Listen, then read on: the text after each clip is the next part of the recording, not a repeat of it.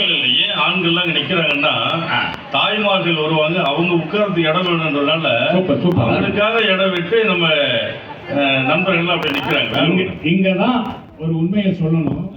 தாய்மார்களை எப்பொழுதுமே முன்னை அமர வைத்து பின்னால் அரண் போல சூழ்ந்திருக்கக்கூடிய தமிழகத்தில தாய் குளங்கள் குடும்பம் நடத்துறது பந்த பாசத்தோட மிக அருமையாக குடும்பம் நடத்துவாங்க. அதான் ரொம்ப முக்கியம்.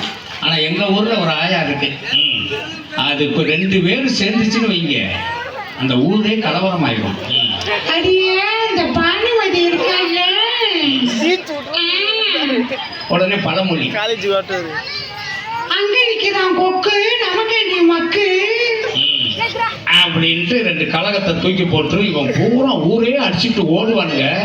அது என்னடி அத்தா இப்படி ஓடுறாங்க? சரி நமக்கு எதுக்கு வம்பு, வா டிவி பார்க்க போயிருக்கோம் நம்ம அப்படின்னா அது 2 போயிடும், இது 2 போயிட்டு விட்டு சண்டை அடிச்சுட்டேன்.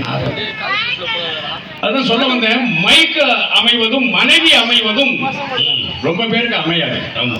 எனக்கு எங்க போனாலும் அமைஞ்சிடும், இல்லாட்டி அமைச்சுக்குவேன். சரி, எங்க போனாலும் மனைவி இல்ல, no your honour, excuse me, no, மைக்கை நான் எங்க போனாலும் அமைச்சுக்குவேன்.